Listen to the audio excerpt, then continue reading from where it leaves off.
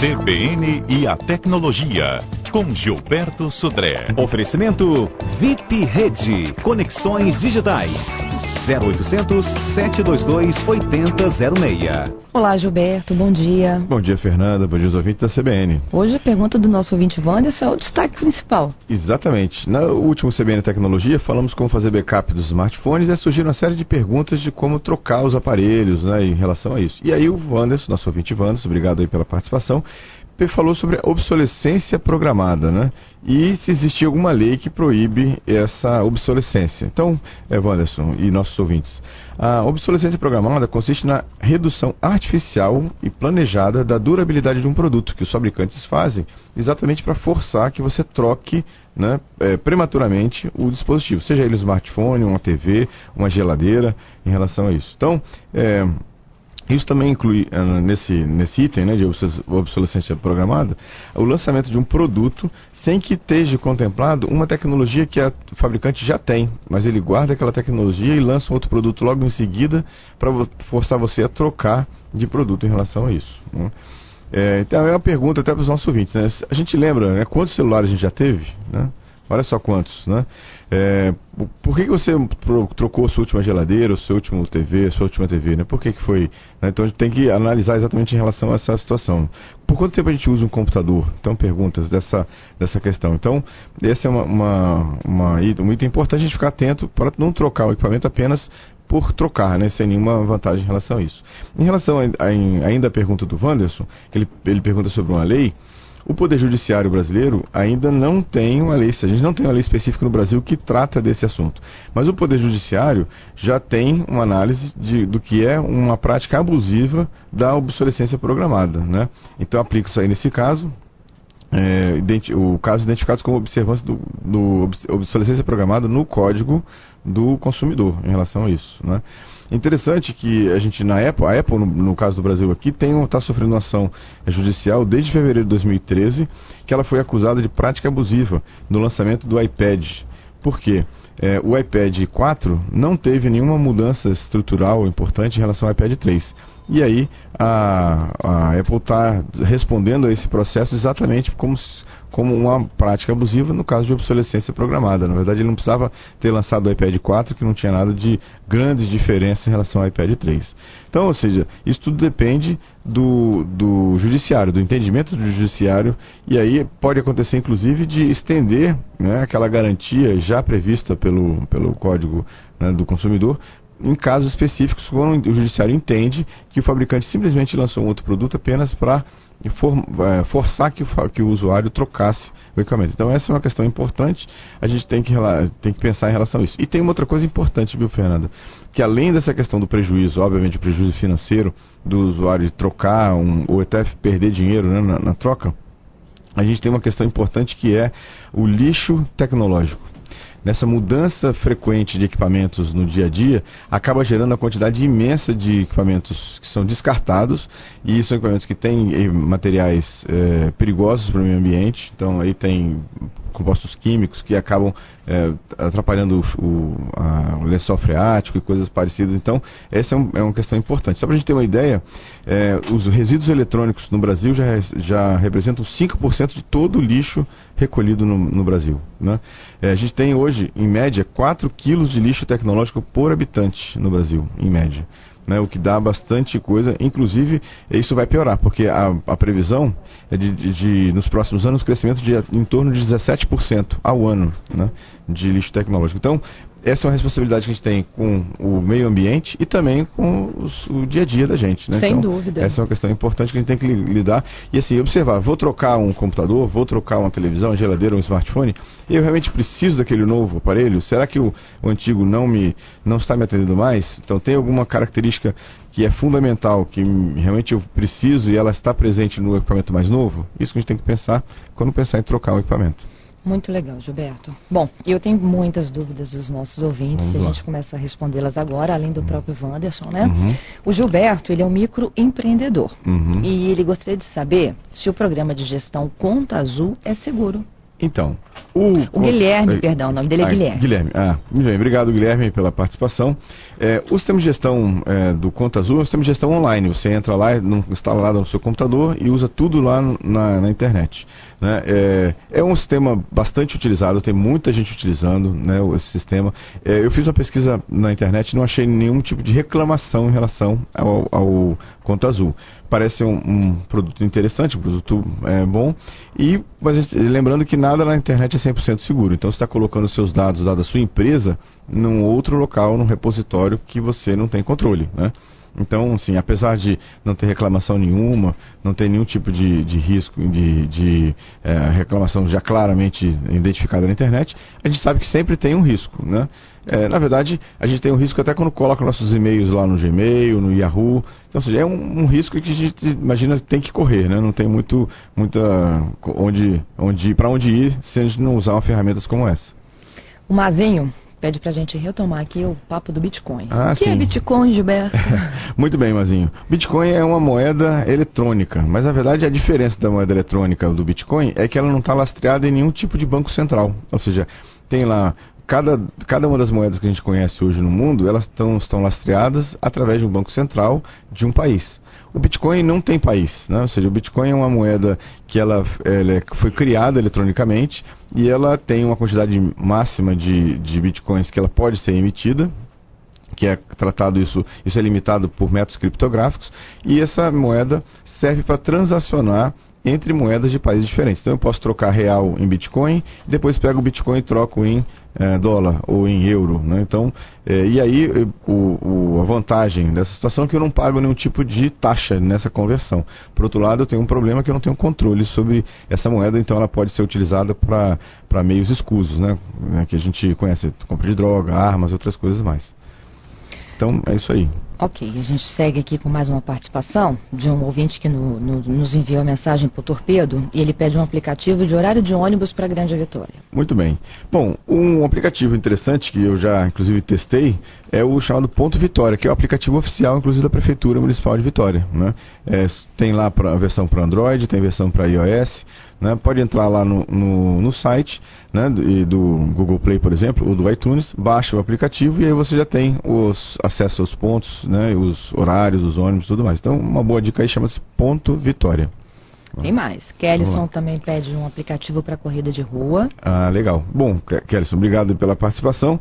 A gente pode dar duas sugestões. Uma, que aquele Onde Tem Corrida. Até a gente falou sobre ele aqui no CBN Tecnologia, que é um aplicativo que vai te dar a relação das corridas que acontecem pelo Brasil inteiro. Então você pode selecionar por local, por distância, por horário da corrida, né? E aí ele vai te dar informações de onde ocorre a corrida, qual é o horário, qual é a duração, o tempo, quando começa, qual é o local, né? Onde fazer a inscrição, valores da inscrição, tudo tem lá nesse aplicativo. E outro, que é um aplicativo tipo um personal trainer, que vai ficar com você, que chama-se Runkeeper, que também tem versões para iOS, para Android.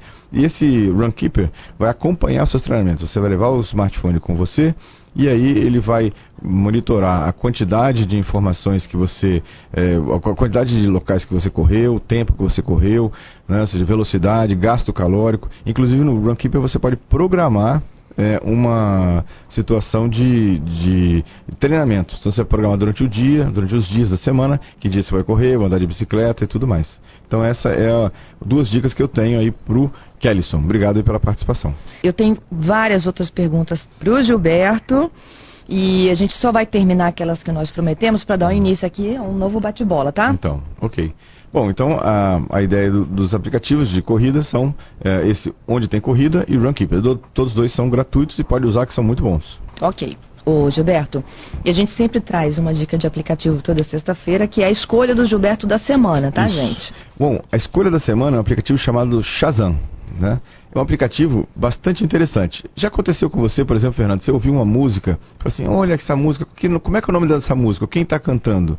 Muitas vezes, né? Acho que várias pessoas têm isso. Então, esse aplicativo Shazam, que é um aplicativo gratuito, o que você faz? Ele é instalado no seu smartphone, você executa o aplicativo, põe o aplicativo para ouvir aquela música durante alguns segundos e ele parece que por mágica te diz a música, quem é o cantor, quem é a banda, né? Inclusive fala até muitas vezes qual é o álbum onde está aquela música gravada. Impressionante. Então, quem gosta de música, quem gosta de fazer essas questões, pode ir lá e fazer, usar o Shazam para isso. Você sabe que eu já tive um aparelho Motorola há muitos anos atrás que tinha essa opção. Aham.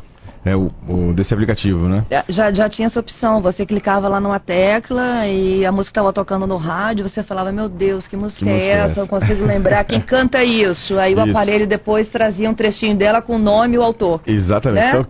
Então quem gosta de música aí, um aplicativo super legal, gratuito, chamado Shazam, que vai identificar que música está tocando naquele momento. Quem for bom de canto, né? Pode até cantar pro aparelho que ele reconhece também. Jura? É verdade. Mas tem que ser bom de canto. O meu caso, não é o meu caso, mas quem é bom de canto consegue fazer isso também.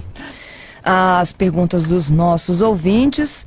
O Fernando, Gilberto, ele está pedindo uma dica sua para a compra de um HD externo.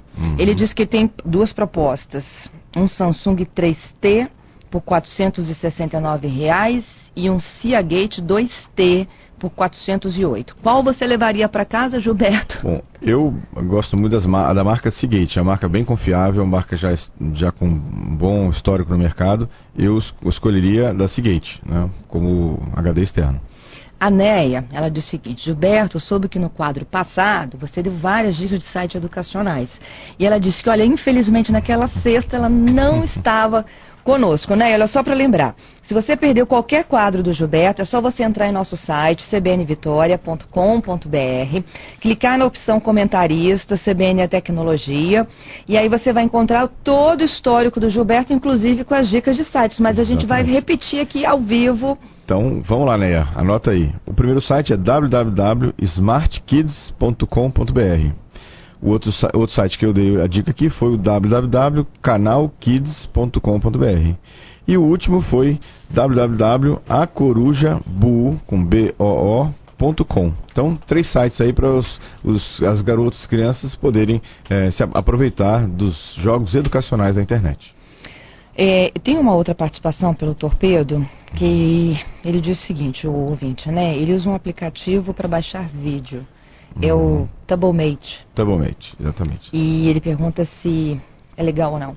Bom, o aplicativo é um aplicativo para fazer download de vídeos do YouTube, né? Então, ou seja, funciona, né, baixar. O problema é que cuidado com os vídeos que você baixa, porque muitos vídeos que estão no YouTube têm proteção dos direitos autorais e aí pode se tornar ilegal você baixar ou depois republicar esse vídeo diferente. Mas o aplicativo é um aplicativo que funciona. Gente, mas como o Gilberto está falando, tem restrições legais, então muito cuidado com o que vocês estão fazendo aí. Mais uma, Tiago. Gilberto, o tablet Dell Venue, vale a pena? É um bom tablet, né? O preço não é um preço dos mais baratos do mercado, mas é um bom tablet. O Dell é uma excelente marca, né? Um produto bastante confiável. Vamos para o nosso resumo da semana? Vamos lá. Então, primeira notícia do resumo da semana é importante, Fernanda. O eBay, aquele site de comércio eletrônico, fez um comunicado essa semana que ele foi invadido. A base de dados dele foi invadida e ele pede explicitamente para todos os seus usuários trocarem suas senhas imediatamente. Então, se você que tem conta no eBay, vai lá no eBay e troca a sua senha imediatamente, porque ele anunciou isso. Ele não comunicou que não teve nenhum tipo de vazamento de dado financeiro, cartão de crédito, nada disso. Mas as senhas se tornaram vulneráveis, e então ele pede, né, o site pede através de um comunicado oficial pedindo para você trocar sua senha. Outra coisa interessante nessa semana que foi um comunicado da TIM, que lançou no Brasil pela primeira vez um acesso à internet de 1 gigabit por segundo, né? Então veja, tem que acreditar que vai funcionar nessa velocidade de 1 gigabit por segundo, né? 1 gigabit por segundo de download e 500 megabits por segundo de upload, não é isso aqui. Só para a gente ter uma ideia, esse tipo de acesso está disponível apenas no Rio e São Paulo e Duque de Caxias, e custa a bagatela de R$ 1.500 por mês. Também não é barato, né? Isso aqui. Vamos ver se essa velocidade é toda essa mesmo que foi fornecida por aí. Outra notícia da semana foi que a China proibiu, pelo menos nas máquinas do governo, o uso do Windows 8 por uma questão de segurança. Então, o Windows 8 foi proibido na China, nas máquinas governamentais, exatamente por uma questão de segurança. O Facebook agora sabe o que você está ouvindo e assistindo. Então, imagina só, O novo recurso do Facebook, que agora está disponível apenas nos Estados Unidos por enquanto, ajuda você, que nem o Shazam, a identificar as músicas ou programas de TV que você está assistindo. E ele vai publicar isso para vocês. Isso é opcional, você tem que habilitar essa função no Facebook, né? Quando ela estiver disponível para você, ele vai ouvir, vai publicar a música que você está ouvindo, né, nessa situação. E por último, o Facebook anuncia a chegada no Brasil da propaganda em vídeo. Então agora na sua timeline, além daquelas propagandas que você tem de produtos, né, de serviços, agora vão ter propagandas que estão em formato de vídeo na timeline. Já era uma coisa que acontecia em outros países do mundo e agora chegou no Brasil, né? E aí a ideia é que isso comece a aparecer a partir de agora, essas semanas. É um vídeo que aparece sem áudio, ele começa a tocar o vídeo sem áudio, e aí para você poder ouvir o que está no áudio, você tem que clicar. Se você não fizer nada, passar pela timeline, o vídeo ele é descontinuado, ele é parado de exibir. Então essas são algumas notícias interessantes da semana no mundo da tecnologia. Inclusive hoje cedo também a gente recebeu uma demanda aí de que o Face está pedindo para que as pessoas o atualizem, né? Isso, várias pessoas já atualizaram, algumas estão solicitando agora que sejam atualizados para o novo formato da timeline, né, e da página do Facebook. Né? Tem que fazer agora ou pode esperar? Não, pode esperar, quem quiser pode esperar, mas como aconteceu da outra vez, né? Em algum momento o Facebook falou assim, olha, agora não tem mais, se você está no formato antigo, agora eu vou para o formato novo e acabou, ninguém mais usa. Como foi da outra vez também, né? Ou seja, pessoalmente eu até gostei do formato novo, para o ambiente pessoal ficou mais limpo, né, a timeline, mas tem pessoas que não gostaram mesmo do formato novo. Entendido. Gente, essas foram as dicas de Gilberto Sodré no CBN Tecnologia desta sexta-feira. Todas as perguntas que não foram respondidas ao vivo, na sexta que vem, tem resposta para todos vocês aqui na programação da manhã do CBN Vitória. Muito bem. Então, lembrando só, quem tiver dúvidas, perguntas, sugestões, o e-mail do programa é cbntecnologia@gmail.com. Tudo que a gente conversou aqui, como a Fernanda falou, está lá no site do cbnvitoria.com.br, tem lá os meus programas antigos e também estão no meu site, no gilberto.sodré.com.br. Fernanda, obrigado aí. Obrigado aos nossos ouvintes pelas muitas participações aqui e perguntas, né? Parabéns à Vila Velha pelo aniversário de Vila Velha e até a próxima sexta-feira. Até sexta que vem.